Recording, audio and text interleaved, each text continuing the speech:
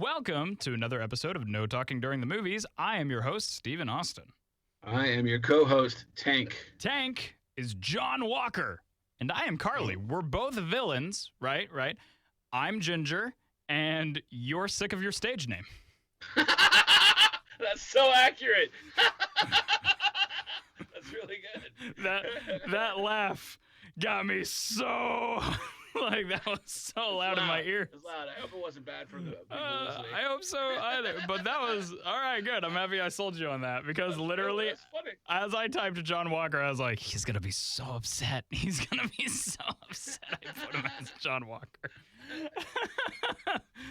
Hey, it's Tank, it's Marvel Day. You know what that means. I hope it means that we're doing a lot of Marvel. Oh, it means Tony Stark. Steven, I can't wear these the whole day. I got Tony Stark's glasses here, and I'll probably put them on again for comedic effect at some point. But oh my God, we got so much Marvel news to talk about, and then the finale. Oh, the finale! I'm so excited to talk about it. That's going to be most of the episode, I'm sure. But let's just break into our one trailer today. It's a Marvel episode, so it's our one trailer, and it's Shang-Chi and the Legend of the Ten Rings. Tank, this looks so good. It looks so good. Yeah, I mean, oh my God. Like, okay, so they've already confirmed that the character is the greatest fighter in Marvel. Like, he's the greatest fighter, like, hand-to-hand. Like, they've confirmed that from the comics, and I believe Kevin Feige said that when he introduced the character as him entering the MCU. He's like, Shang-Chi is the greatest fighter in, like, all of Marvel. So we know we're going to get some of the best action ever, and the trailer already shows some great action pieces. Well, there was some really great fighting in just the trailer. So I'm pretty stoked about that, and the supernatural stuff and the Ten Rings. That's all Mandarin stuff. So I'm interested to see like what kind of Mandarin stuff we get into. Hopefully, there's no Killian bullshit. No. See, so his father in the trailer, he's the Mandarin. That's what I thought. Right? Yeah. So we're gonna get the real Mandarin, and I think this might be their way of like apologizing. Who knows? They might explain. Trevor Slattery, Ben Kingsley's character, in some weird way, as like he was just a face to it or something. Or that maybe just Killian's company appropriated that whole. Totally could have. Like the 10, because they are the same terrorist organization that captured Tony in the first movie in Iron Man. Their logo's behind them. It's the Ten Rings logo. Which is all related to the Mandarin. So this is huge. And the character Shang-Chi has a very like crazy backstory in the comics and everything, where essentially he was introduced in the same time of the height of like, you know, Enter the Dragon and stuff. So they introduced this character with super horrible racial like undertone. You know, it's like the biggest stereotypes ever that they were using in the comics. And he's got this new introduction to the comics, I think, recently, where they've tried to make it, you know, a little bit more, you know, just a good story and not playing so much on, like, racial tropes. But this, in the MCU, it looks like they're giving him a whole new backstory, a whole new, like, characterization, and just, you know, from what I can see, it just looks so good. And Awkwafina is just everywhere right now. She is just blowing up. She's in the Raya movie. She's in this movie, Crazy Rich Asians. She's in everything now. Literally the last person I expected to be in the MCU, but here she is. They're getting everybody. It's totally. How powerful they are. I mean, that ending shot to the trailer where it's like them in the bus and she's like trying to get the bus steady and he's just saving people from like falling out of it, which was such a great shot in the trailer. And then it's like her afterwards being like, "We make a great team." And then somebody pointed out there's a scene where it's them like singing karaoke together, and in the background they looked at the lyrics, and guess what the lyrics were? What? Over, sideways, and under on a magic carpet. For some reason they're singing It's a whole new world. Which somebody was like, maybe this is a tease because he's gonna take her to, you know, like his ancestral homeland and blah blah blah blah, and like he's gonna show her a whole new world. And I'm like, get out of here! They just put Disney in there because it's Disney flexing. It's so great, dude. It's I'm so great. excited. Yeah, it looks incredible. I'm so excited. Really, like, this is what is this? The first trailer of like an actual brand new character in Phase 4, right? I think, yeah. Like this is that I know of. Yeah, I mean, like WandaVision, Loki, and Falcon and Winter Soldier is the three things that we've gotten so far that we have trailers for, but all of those are all characters we already know. Mm-hmm. This is the first trailer for a character that is brand new to the MCU, and I'm happy that like there's a lot of hype for him. The very first thing I always think is how are they going to incorporate them into the bigger overarching story. I'm always so stoked to find out how that happens because they always do it right. Exactly. So I'm very excited to see how they, you know, incorporate the Mandarin and the Ten Rings and everything into the MCU. Somebody else pointed out that in the comics, the Ten Rings are like rings that control elements, like literal like rings on your finger.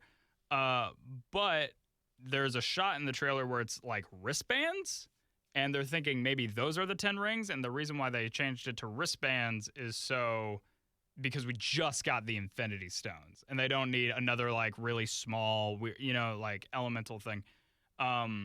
So that's going to be interesting to see how they like change certain aspects of the plot from the comics to fit the MCU. But anytime that they do that, it seems to work perfectly. Like the MCU is its own Marvel universe. They also, I mean, it seems like in this case, it's probably the best thing to do against the backdrop of what that comic probably was back then. That's a good point. Yeah, absolutely. But I'm very, very excited to see this movie. My favorite shot in the trailer was that thing on the subway, right? And it's like him punching to the side. And then straight kicking up, straight up in the air. Unbelievable. Oh my God. Oh, it looks so good. All right. I'm so excited for this. I could talk about Shang-Chi forever because just the trailer is selling me so much. So anyways, very excited for that. That's it for trailers. Let's start breaking down into the Marvel news. Tank, what do you say we get into it? I'm down. Let's do it. Let's do it. The first thing is Russell Crowe has been cast in Thor: Love and Thunder. Wow. Yeah. So Russell Crowe's now in the MCU, but they cast him as Zeus. Because Russell Crowe is Kal-El's dad. Yep. And he's Zeus. Yeah. That guy's got powerful sperm. So it's funny that you mentioned Kal-El. Because I don't know if you know this, but Thor in the comics has this amazing bromance with Hercules, son of Zeus. So because they're introducing Zeus in this movie, people are like, hey, they could be introducing Hercules. How incredible would it be if they got Henry Cavill to play Hercules, and then it's father and son again from DC and Marvel? Henry Cavill would be an amazing Hercules, actually. I think so. Yeah, totally. He's yoked. Yeah. He's yoked. You know, and I'm probably going to eat my words for this because I have so far not really looking forward to Love and Thunder. Yeah, I know you're not. Like, you really don't like the title. You don't like the fact that Natalie Portman's getting the hammer. Like, yeah, it's so stupid. I mean, it's a plot in the comics. So, but also Mjolnir is destroyed. Like, or at least it doesn't exist in our universe anymore, in the main Prime universe, because Cap took it back when he took the stones. Mm-hmm. So this is definitely going to be. I'm thinking it's going to be a different universe. Jane Foster, a different universe, Natalie Portman. Oh, that's my theory. Because she's gonna have the hammer, and we know we're dealing with multi-universe stuff. But man, I am so excited for just whatever Thor: Love and Thunder is gonna give me. Because even those set photos, have you seen some of the set photos? I have seen. Melissa McCarthy. No, not Melissa. Is she in this? Melissa McCarthy's playing like Hela on a stage play. Oh, that's right. That's right for the for the stage like play. Matt Damon's gonna be in it again as stage Loki. I seen Chris Hemsworth dressed up as Jeff Jarrett, or not Jeff Jarrett, as Y2J. Oh, because they're in it looks like they're in like some serious like rock and roll version outfits, which I love. Like, I love that. You don't like that? You work on a classic rock station. No, but classic rock's not cheesy. It's not a cheesy, it's like, I don't know. They're going They're going full 80s inspired again, just like how they did with Ragnarok. We'll see. I mean, I was obviously mistaken about WandaVision, so. I'm telling you're gonna love it. I bet you. I mean, even I'm predicting we're gonna on this podcast we're gonna see it, we're gonna review it, and you're gonna be like, I loved it. Still a stupid name though. That's what's. It is a stupid name. It's absolutely the stupidest name ever. I mean, I think it's fun. I think it's a lot of fun. But yeah, I'm excited. I'm excited to see what they do with bringing in Hercules. It's really, I think, of all things right now for Thor. Because he has that bromance with Hercules in the comics. Of all things right now, it would be great to give him a best friend. He needs somebody. He needs anybody. He had a rough go of it in the last one. Yeah. Maybe Hercules could be his personal trainer. Yeah, that would be great. Well, and I think they confirmed Fat Thor's not going to be a thing in this one. Which we've seen the set photos already, and he says he's like. I think he made a tweet that it was like, I'm more jacked than I've ever been to play Thor. So I'm like, oh my God, this is exciting. That's pretty exciting. I wonder where the Guardians of the Galaxy are going to be in this movie. I've seen set photos as well with like Star-Lord looking very like he's also got like this really rock and roll inspired version of his outfit. So he's going to be in it at some point. I'm sure the Guardians are going to be involved. Whether it be from the beginning. They've got to be. They have to be. They have to be now. Yeah. Oh, my God. I'm so excited. Well, it's an interesting relationship, Zeus and Thor. Because Zeus is the god of thunder. And then Thor is the god of thunder. Yeah. And Zeus is the god. Yeah, that's interesting. I didn't even think of that. Well, I guess Zeus would be the god of lightning more than thunder. Sure. I have, when I immediately started looking up, because I wanted to do a little bit more digging for characters and stuff once they were announced. The first thing I did when I looked up Marvel Comics Zeus, the first image I saw was a comic cover of Thor fighting Zeus. And I'm like, that'd be awesome. That'd be really cool. That'd be a cool fight to watch. Yeah. And I like the idea that they're doing Norse mythology and Greek mythology in the Marvel Comics. I had no idea. I really forgot that Greek mythology was in Marvel. I thought that was only in DC because, with Wonder Woman and stuff. So that's crazy. That's so exciting. Something that's not exciting, or at least stupid in my opinion. There is this billboard that got put up in LA. I wanted to bring this up because I wanted your opinion on it, but people just put up this billboard that's like, attention Marvel Studios, please bring Tony Stark back from the dead. Please. I'm just like, stop. Was it Robert Downey Jr. who did it? No. Are you kidding me? He wants to be as far away as possible at this point, I'm sure. Yeah, I would hate all that money too. He has all the money in the world. He can do as many crappy Dr. Dolittle movies as he wants, and he won't lose a dime. I don't like this. I think it's a bad idea. Absolutely. I hope they don't do that. I mean, it sucks. It sucks having Tony Stark not in the MCU. Sure. But his ending was so perfect that why would you want to? That's exactly what I thought. Where I was just like, we don't need to add more to Tony's story because it's over. It's done. Now, I will say in the comics, Tony does appear after he's died multiple times to characters like Ironheart, who she's getting her own series as an AI. He's basically made his own Jarvis of him, and it's literally him. Like you can see him. That would be fun. That would be a different way to do him, which I would be fine with because it's also it's comics accurate. It doesn't necessarily destroy the man Tony Stark's sacrifice. So I would be fine with that. I would, however, be very disappointed if they're like, hey, we have different multiverse and universes, and we could just pull Tony from one of those. Like, he's dead. He's dead. He's fine. He's dead. Just let him rest in peace. Exactly. That's literally You can the rest now. You can rest now. You can rest now.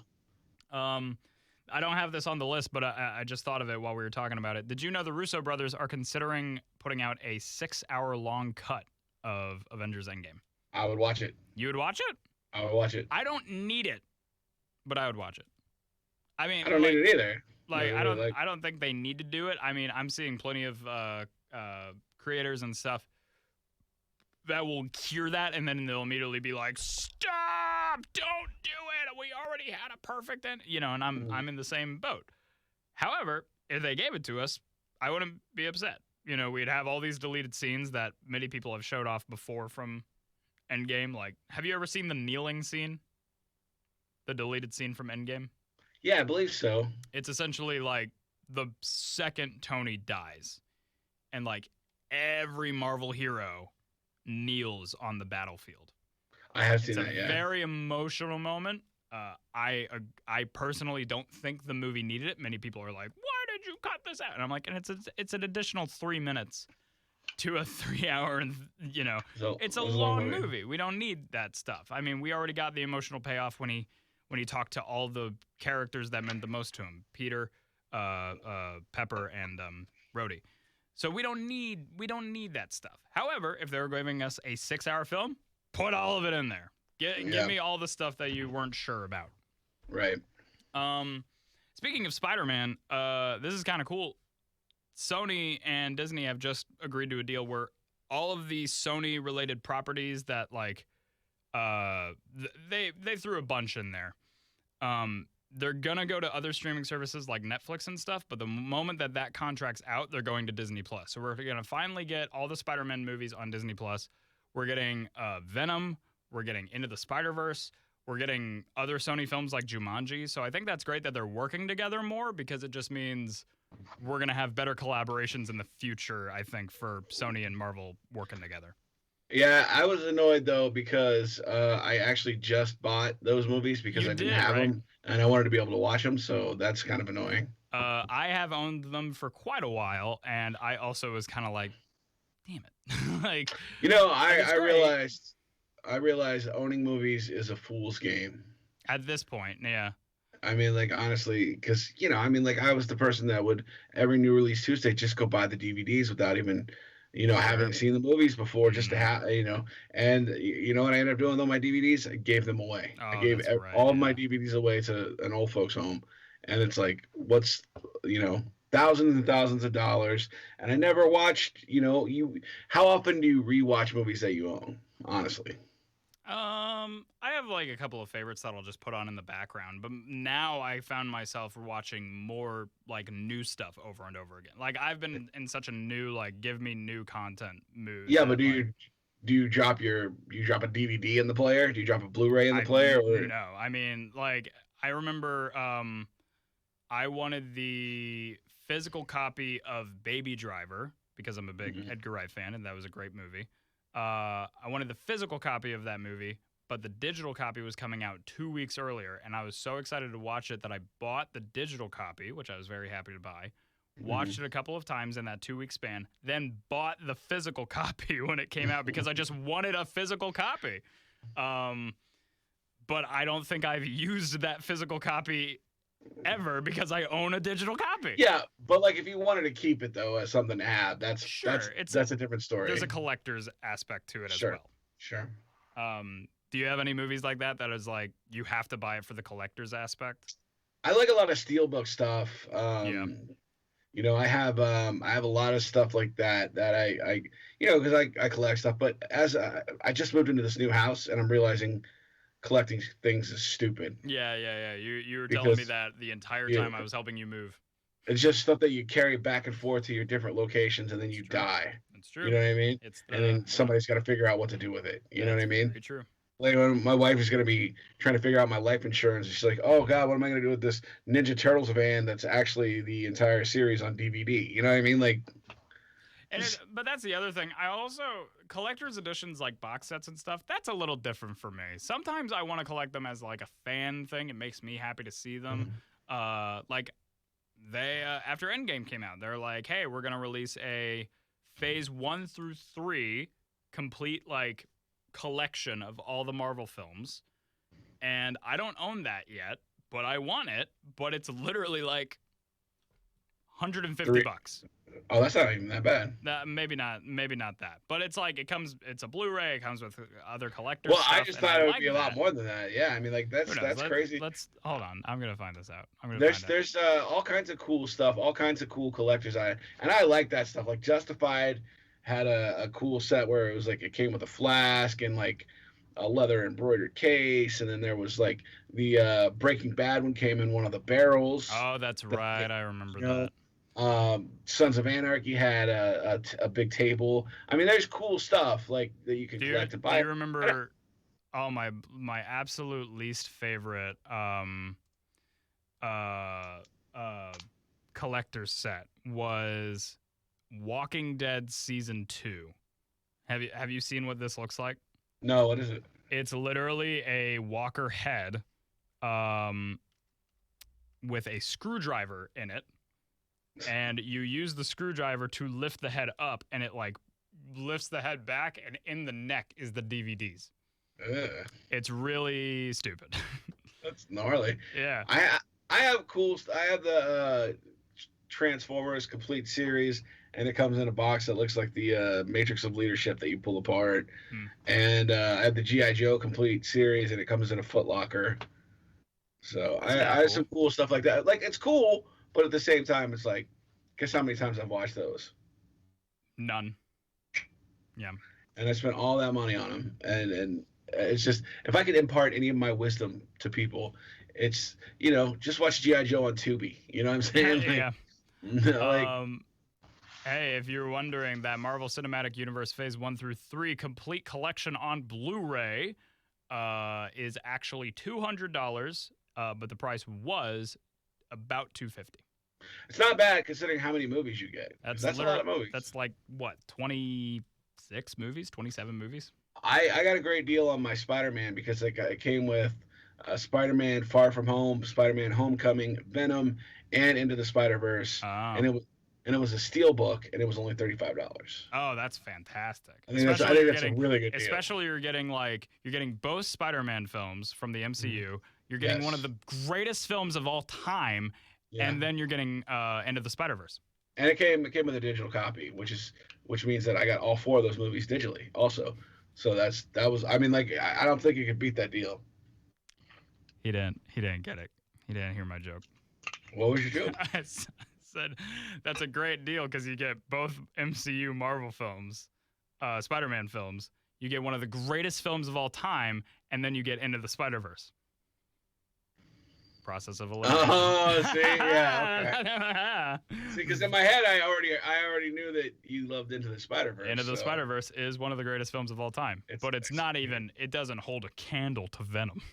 Well, because it would melt the plastic suit that he was wearing. Because that was you know what? Venom wasn't that bad. It's honestly. Not that bad, but it's not. I don't. If you could watch one of those 4 movies right now, what would it be? It would be Homecoming. I'm sorry, Far From Home. And then after that? Homecoming.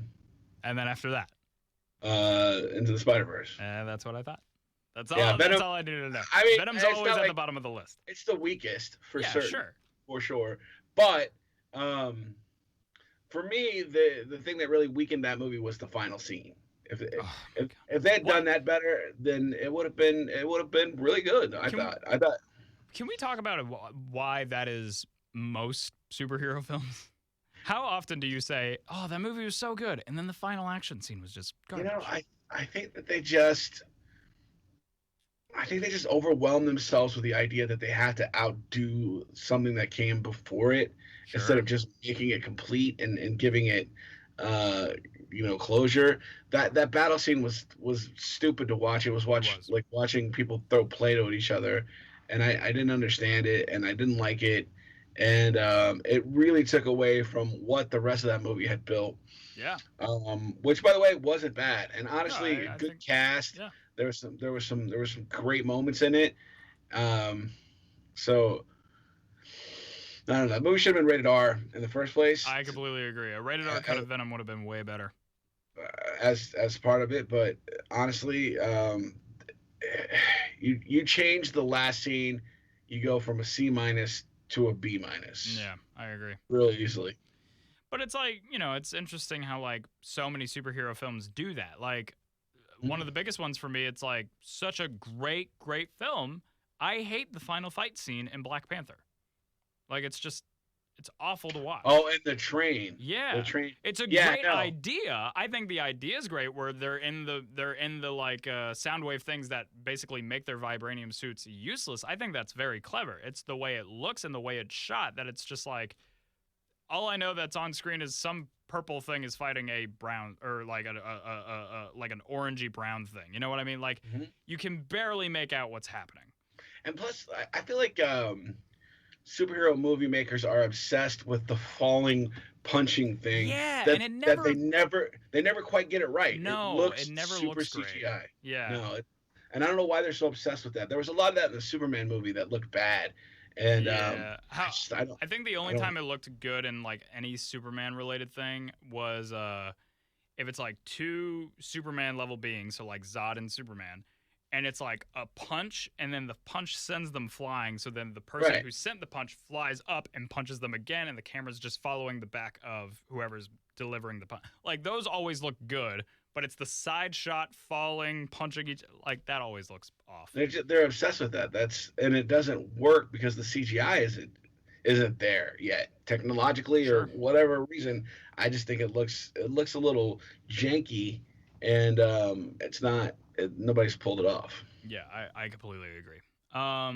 Hey, speaking again of Spider-Man, this one's super exciting. This one I think is like one of the most exciting stories of the day. Um, Alfred Molina has essentially confirmed that he is playing the same Doc Ock from Spider-Man 2. That's Literally the awesome. same character. He said the last time we saw this character, he was in the river. That's awesome. What? Like, oh.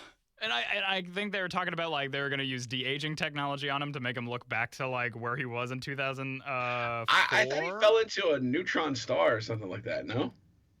He did. He took it with him down into the river, and who knows? Maybe whatever properties that neutron star had sent him through the multiverse. Like, All right. dude, like it's so exciting. It's so exciting to the idea that they could be doing a live action Spider-Verse and it's with characters we already know. Like characters we've seen before. Jamie Foxx said that, "Hey, I'm coming back as the same Electro from Amazing Spider-Man 2, but he ain't going to be blue." And then they made him delete that tweet. So I'm like, "What's happening? This is so exciting." This is so exciting. Could you imagine if they built up a Sinister Six from characters from different Spider-Man universes? I think that could be a lot of fun. You got Vulture from Vulture from Homecoming, Doc Mysterio Ock. if he's still alive. I Yeah, think I there's a think he's chance. still alive. I think there's a chance he's still alive. We Yeah. got Doc Ock from Spider-Man 2 from the Sam Raimi universe, and we got Electro from Amazing Spider-Man 2 from the other one. I mean, they're fine. They're fine movies. They're fine. I liked Andrew Garfield. I thought he was okay. I thought he was great. I've seen this great argument that we still to this day have not gotten a comic book accurate Peter Parker Spider-Man. Like even people are like, "Oh, but Tom Holland," but it's like Tom Holland is Iron Kid. Like he's little Iron Man that is Spider-Man at the same time. Right. And also, somebody pointed out like I don't know where everybody got this idea that Spider-Man like Peter Parker is nerdy. Like he's a genius, but he's only been a geek after the Tobey Maguire movies. Like in the comics, like Gwen Stacy and Mary Jane fought over him, and he rode a motorcycle like he was a cool kid. In the original comics, he was a nerd. Mm? He was bullied and yeah, that was real. I think they changed that. I think the original one, he was like they a may have cooler changed. guy. No, And also they pointed out that like Peter Parker in the comics was in high school for like a few issues. Like most of Peter Parker's run, and he's in college or a full-fledged adult because he's the working class superhero. He's his job is being Spider-Man all time. So, I just think it's interesting that we haven't gotten, or at least to, these comic lovers, we're like, we still haven't gotten the Spider-Man yet, which still, that doesn't mean that Tom Holland is not my favorite live action Spider-Man. He's so great. He's pretty great. I love him. I love that kid. Wow. Calm down. You're not adopting him. I'm in love with him. Also, he's your age. So. He is my age. He's not really that. He's that actually he was born the same year as me. I think that's so weird. Yeah. It makes me, whenever I hear stuff like that, it makes me upset because I'm like, damn it, I could have been Spider-Man. No, you couldn't. I couldn't have been Spider-Man. Spider-Man's not a ginger. Ugh. No. Gross. But are you excited to see the live action Spider-Verse if that happens? If that's the road? Well, yeah, absolutely. I feel like these movies, like they just announced Emilia Clarke to Secret Invasion. So like you got some like legitimate powerhouse acting people, and we'll talk about this a little bit later. But Falcon and the Winter Soldier showed just some like how good acting can be in comic books. Yeah, in a superhero performance. So I think that all this stuff is so great, and it's just the golden era for comic book movies. It's really like today I watched, and I'm not spoiling anything now, but I watched the Falcon and Winter Soldier finale today, and they're just in the opening scene. I cheered alone in my room on my bed. And all I'm thinking is, this just makes me so happy.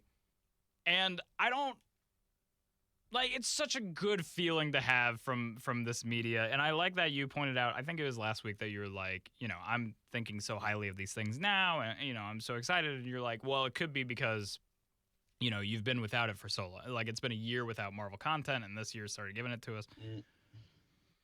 And that could be the case, but also just such great performances we've gotten from these past two shows. I feel like it's just, they're on this huge upswing. They're just getting better and better, and I can't believe that it's possible. After the writer's strike in like 2004, there was this really beautiful era of TV where it was so good. Yeah. Because the writers were out. Nobody was writing new TV shows. So they were out. And it gave everybody this mental break of like, let's be creative. Creating again. You know what I mean? Not under a clock, not under a deadline, just being able to use their minds. Following standard formats. Yes, and stuff came out of that, and like it bred this new golden era of television. And I don't know what's led to this, to where we are now, but the stuff that people are doing, because the people taking the source material of Shakespeare is the root of basically every movie you've ever seen, except for a lot of comic book hero movies. Now, some of them actually are, like Shakespeare Man. Yeah.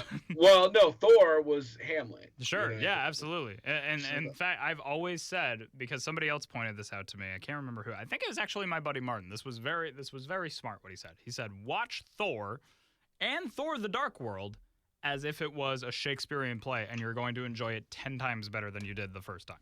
Well, they were directed by Kevin Branagh. Exactly. He's a Shakespearean stage performer, so makes total sense. It's just, God, I'm loving it so much, and we'll move on to start talking about the finale now. But first, we got to do our recommendations for the week. Tank, what do you got for us today? Well, as I am a rebel, I am going to recommend something DC. And you're shitting me. Yeah. Dude, all right, I'll let you go. Unfortunately for the DCEU, it is from the DCAU, which is the DC Animated Universe. And I'm going to go with the Flashpoint Paradox, which is what So good! It's so good. I watched it last night. I forgot how good it was. Yeah. I forgot the animated universe is a universe of super, super highs, very little lows, and quality entertainment. And this was one of the most compelling stories. And by the way, You never ever like the things that changed and told the story. Like Bruce Wayne's dad was actually Batman. Thomas Wayne, which Thomas Wayne was Batman, and Martha Wayne was the Joker. Yeah, and like because they instead of both of them dying, it was Bruce who dies, which makes her go insane. It makes him want to get revenge on the crime, and because he's a full-fledged adult, he decides to go with the outlook of I'm killing people. So it's literally Batman with guns, and he looks Batman with guns. By the way, probably one of the best-looking Batman outfits, in my opinion. Just such a badass. So good. Oh my god. A great Barry Allen in that movie. Yep. You get a great like the whole thing is built around a weird love story with Aquaman and Wonder Woman. It's just so odd. It's not really if you think about it. They're both gods of different things. Sure. I just thought it was odd because it's like I never thought of them two together like growing up. Also, it's weird to think that Aquaman would be the one that was soaking wet. But that's not the point. It's just... I'm disappointed in you. Yeah, I don't know why. I don't know why you didn't expect that. Good point. But great... it's a very adult movie as well. It's not... Yes. It's not kid. It's not kid friendly. There's lots of violence. Great story, by the way. Just such a great story, and told from the aspect of Flash, which is aspect we don't get a lot. So, did you know that is the inspiration for the upcoming Flash film? I did know that. Yes. Yeah, so that's very exciting that they're doing Flashpoint Paradox. I hope they do it right. I love that movie so much, and I think it's crazy that you chose that because I'm gonna be a little bit of a rebel, and I'm going to pick something DC. But sorry, it's not from the DCEU. It's from the DCAU. Oh my god! I'm not even kidding. I have a DCAU film picked for it. Is it Doom? It's not Doom. Is it Crisis on Two Earths? It's not Crisis on Two Earths. Okay. Which I watched for the first time the other day. That's a great one. It was okay. I like the final scene's the best part of that movie.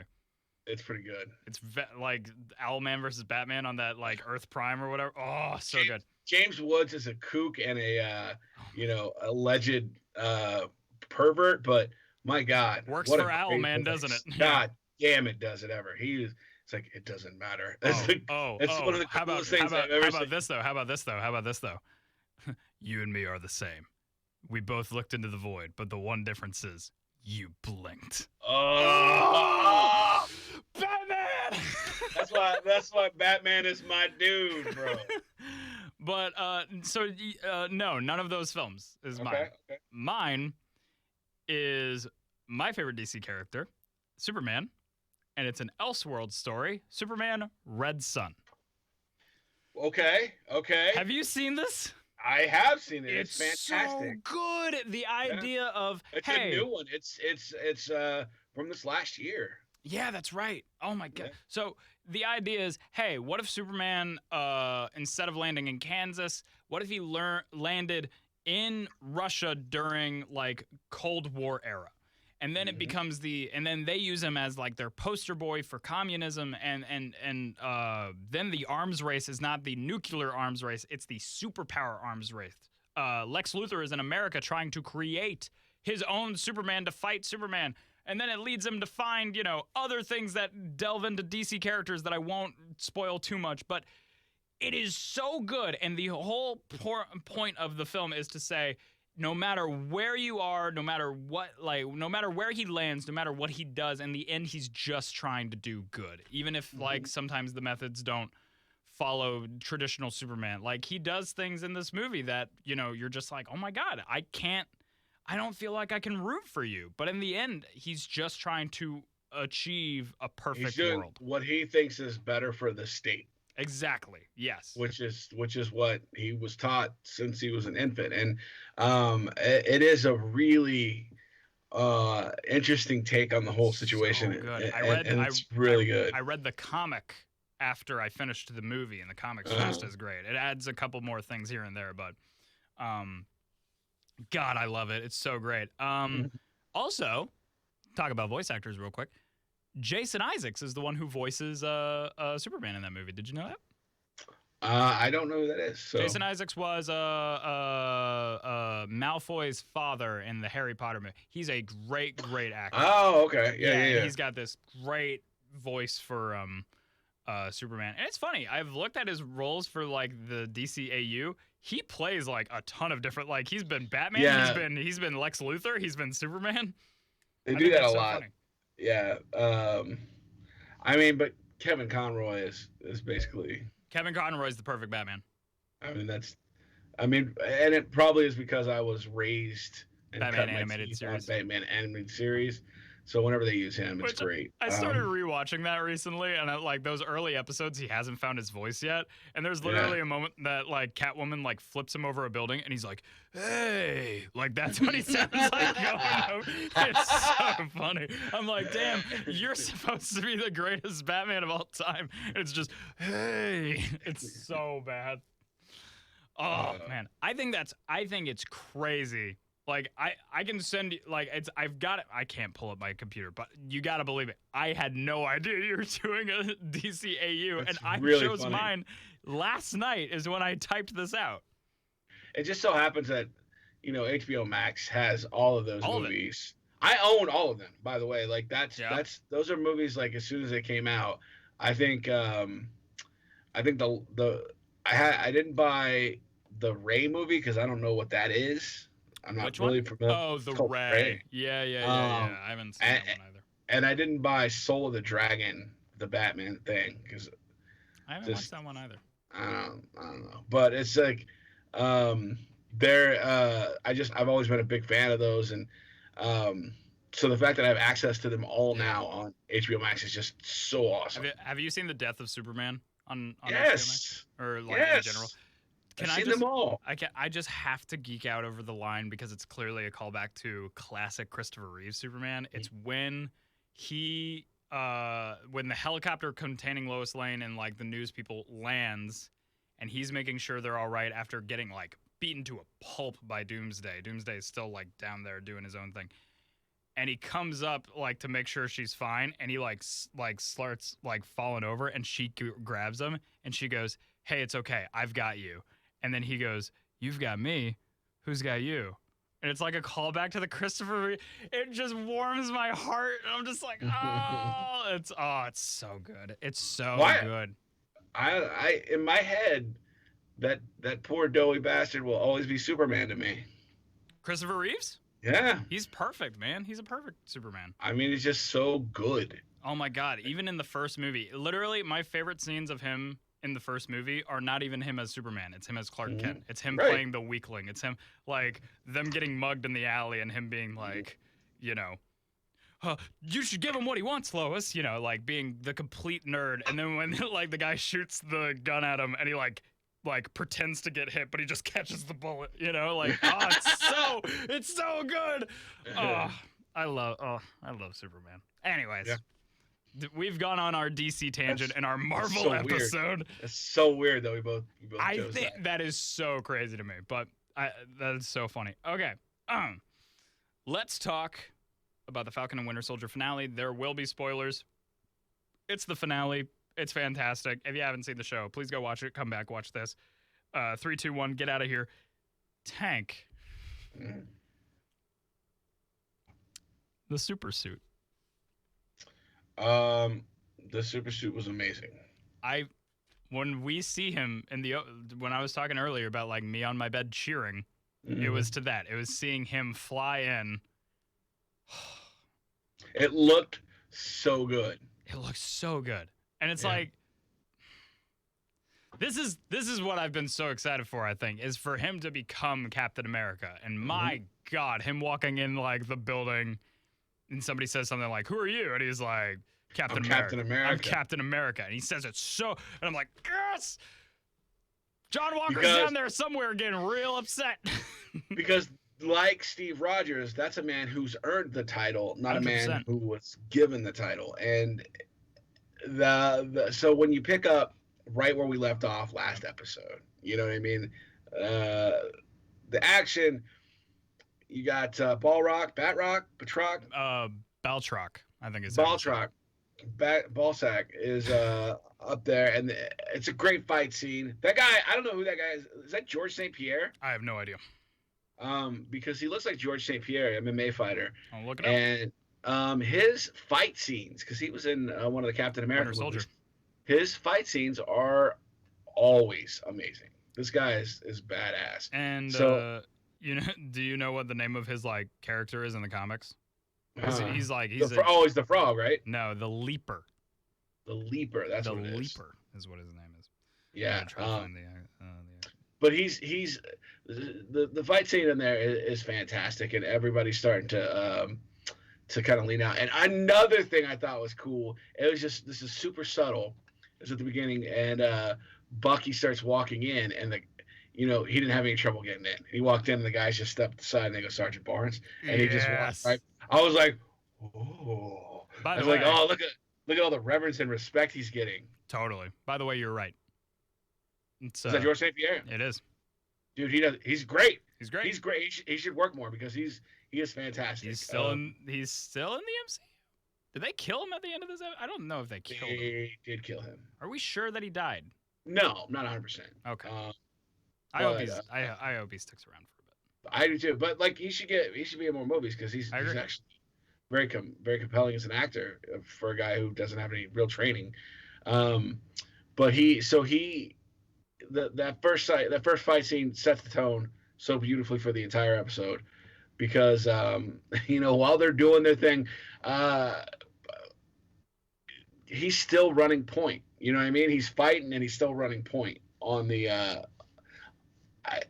dude.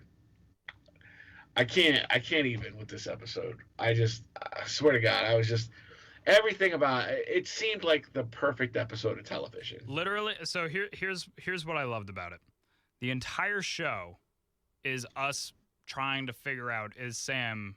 It's really him trying to figure it out himself, because we said it from the first episode. He should be Captain America, and the show is him figuring out himself. Should I be Captain America? Should I do this? And it was very satisfying to not only see him fly in as Captain America, but then the entire episode is just his heroics as Captain America. He is fighting and saving the entire episode.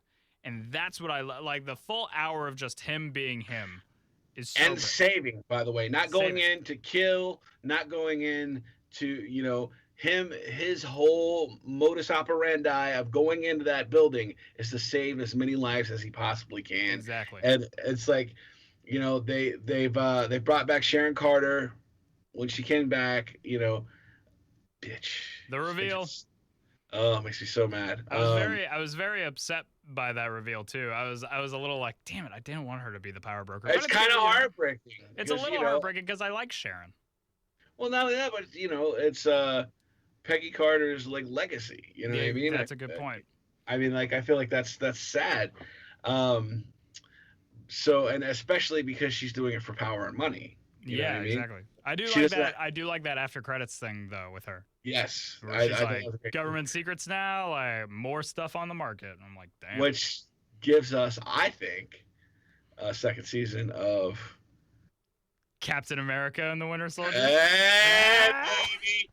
Which I'm so happy they did that. I'm a grown ass man. I am a grown ass man with a mortgage and a baby on the way.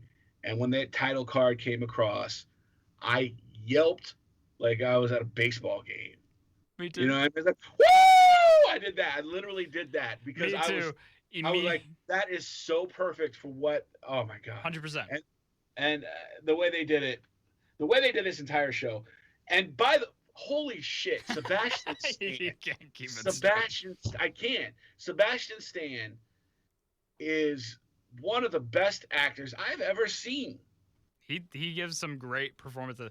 Him going to that old man from the first episode was heartbreaking to watch. Not only because he went through the emotion so convincingly. Mm-hmm. You know what I mean? And I really, in that moment, was convinced that this guy was that guy. Yeah. And you couple that with the fireside scene where Oh my God, yes! In episode at the start of episode 4, I think, when he's in Wakanda with Ao.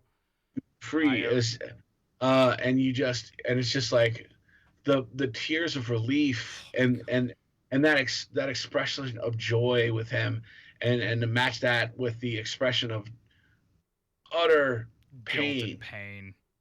but also had to be done, and you felt that to your toenails, because that's like what he had to do to stop the nightmares. Right. And this experience, this teaming up with Sam, seeing that somebody else could be great, not just Captain America Steve Rogers, but Right. Captain America Wilson, inspires him and inspired him to be that way.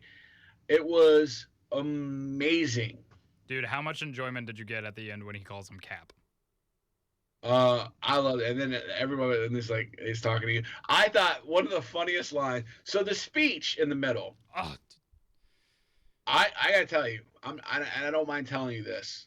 I bawled. I was a wreck. I was a wreck. I was an absolute mess because it was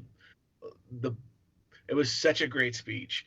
And then at the very end, he goes, "I'm sorry, all I heard was a black man in stars and stripes in a text." Dude, that was so funny. Dude, that was so perfect. But at the same time, how moving that was to him, and I like that chase scene with the things, and how when he came down carrying Carly's body like an angel. You know what I mean? Like he looked like an angel, and that's like. He's so upset. He's so upset because he wanted to save everyone so badly. The lines, the speech had so many great moments. The speech of, you can be as powerful as a demented god or a misguided teenager. You know what I mean? You have the ability to feed 1 million people with a phone call.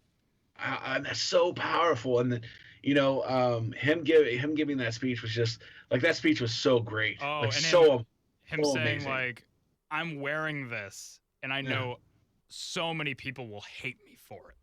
And he said the thing he said that about, nobody could tell me I can't fight for it. Yes. You know what I mean? He's like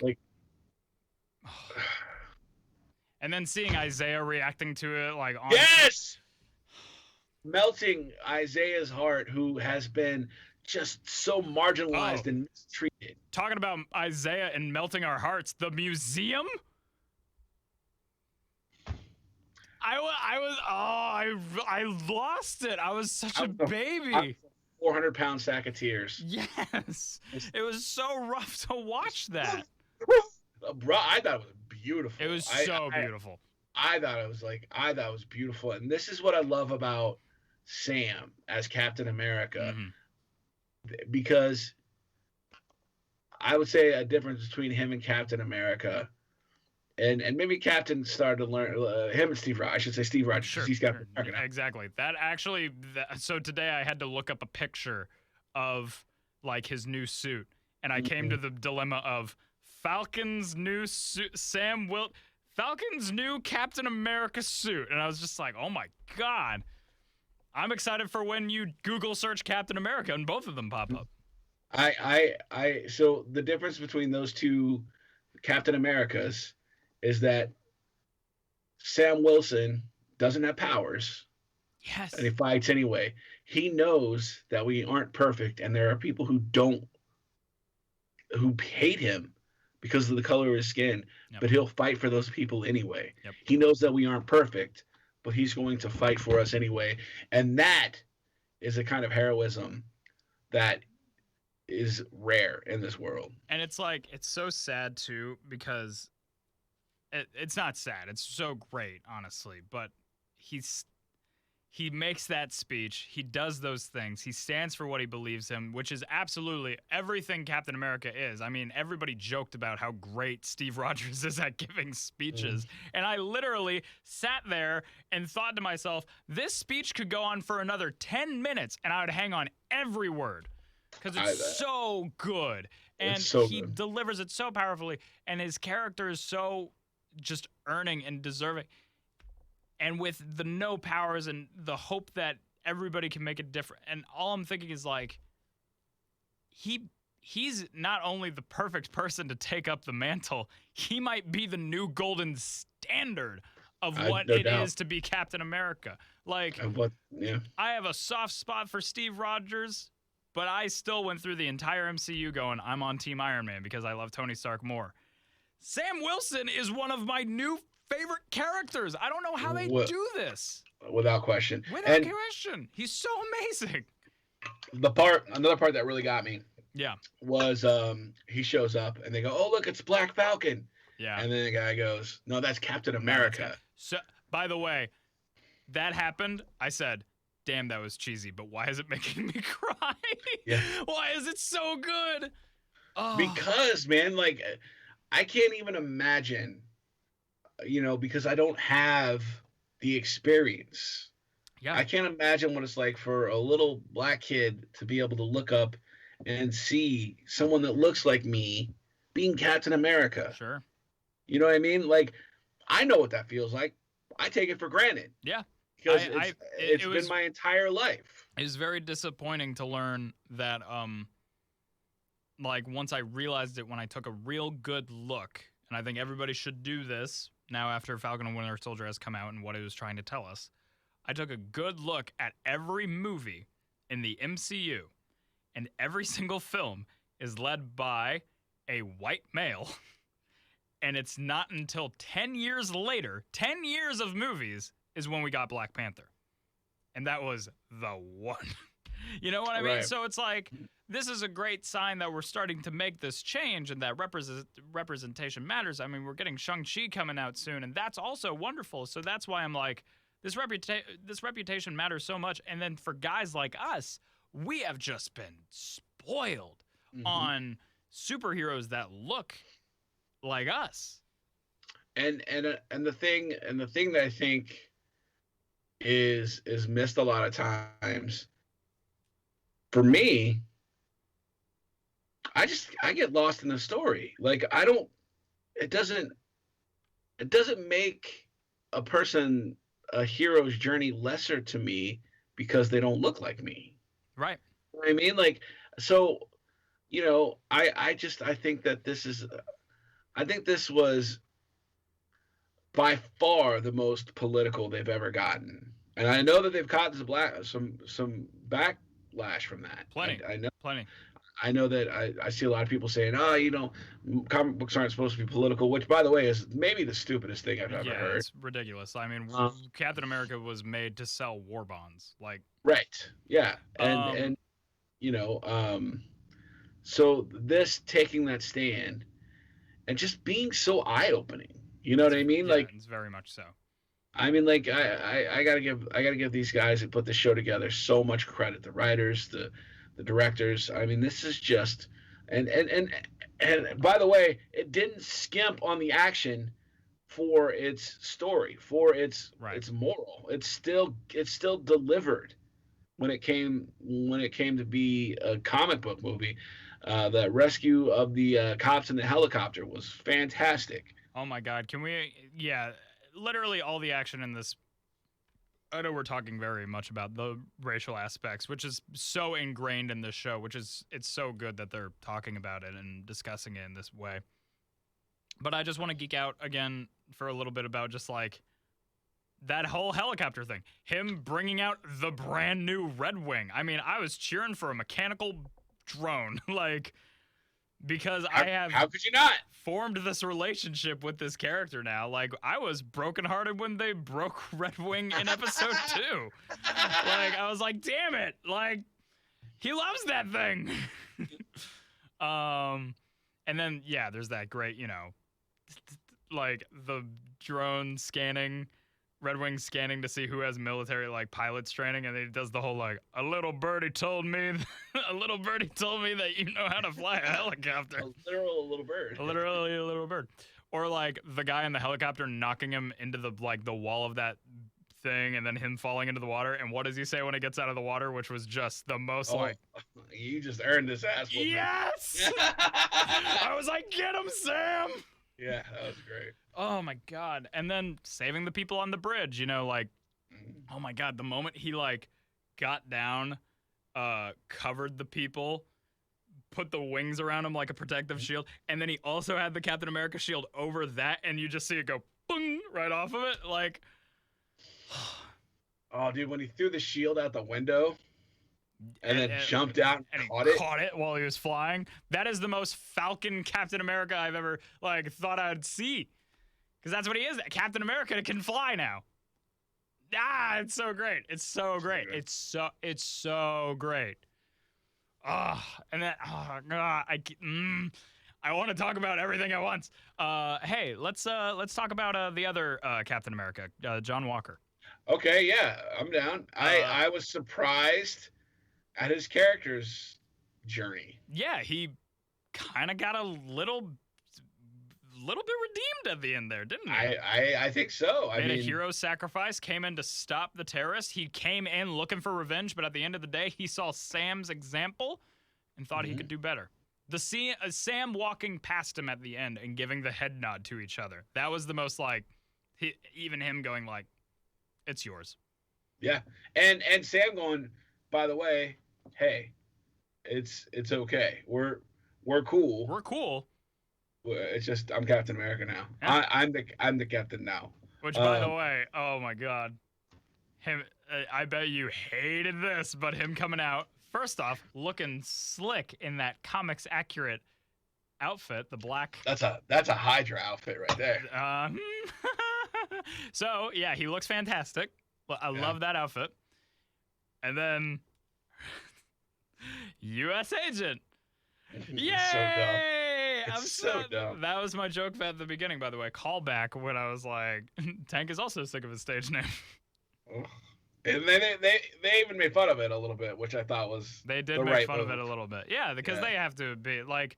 I think it's funny the idea that you know, Lamar says his name is Battlestar, and immediately they're like, all right, never mind, I'm done. And he's like walking it, because it's so ridiculous.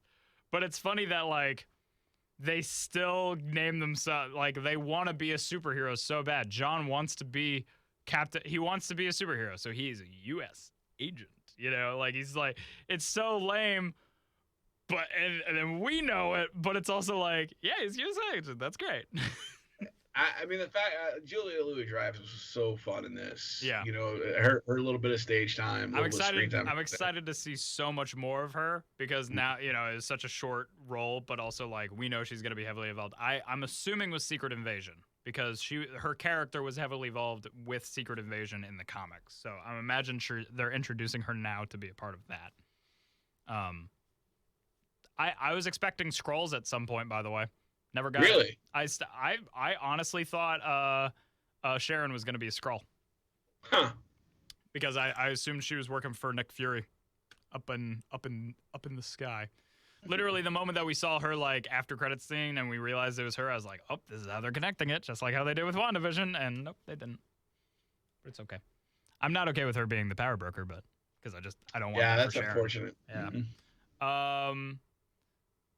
What else was I gonna say? There's so much to talk about in this show. We just hit an hour though. We should probably wrap it up soon. But yeah, I mean, this is just a perfect episode of television. And if you've been watching the show, you're gonna feel satisfied, and you're just gonna be wanting more. If those two things can coexist. And now we don't get any more Marvel stuff until June.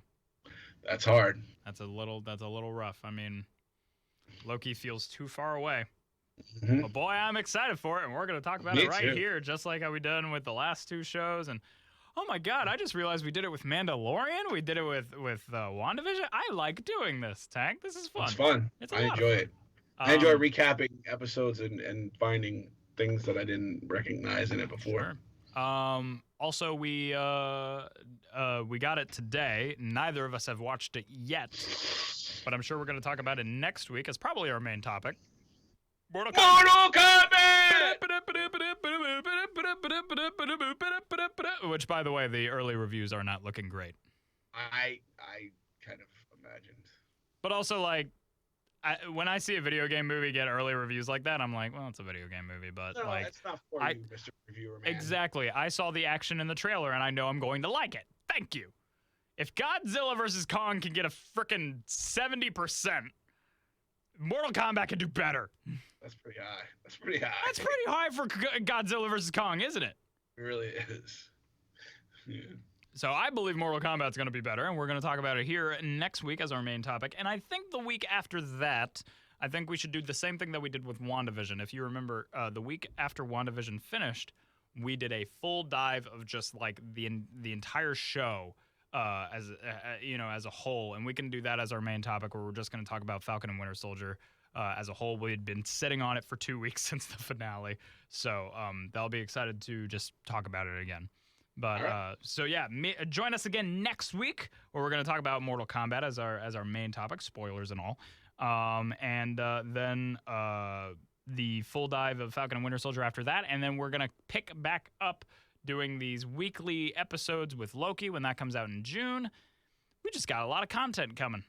It's very exciting with all the new stuff coming out finally. Yeah. Maybe we should find like a DC thing to do in the meantime. That'd be fun. Yeah. You know, not the DCEU. We could like review AU movies. Okay, I'm down with that. Yeah, I know you'd be down with that. But all right. That'll do it for today's episode. Thank you all so much for joining us. Tank, how are you feeling today? Man, I'm feeling Winter Soldier-rific. Winter Soldier. That was my other complaint. I wooed, just like you, Captain America and the Winter Soldier. Woo! And then I realized it still said Winter Soldier. I'm like, he's White Wolf. He's White Wolf now. They should have changed that. They should have changed that because his journey as Winter Soldier ended when he put that book away. That's my opinion, at least. I'm not, buddy. We'll see it back for season 2. Which did you know Kevin Feige's considering doing a season 2 of You absolutely should. Absolutely should. We have lots of directions you could go. 100%. Sorry, we're doing the outro and then I got upset again. So it's fine. All right, thank you all so much for watching on YouTube at No Talking During the Movies and checking us out on Instagram at No Talking During the Movies as well. Man, I said that very quickly. But all right, once again, I am your host, Stephen Austin. I am your co-host, Tank. And we will see you guys next time for Mortal Kombat! Man, the people in this office must hate me. Oh, they do. Yeah. Not because of that. Oh, well. Bye, guys.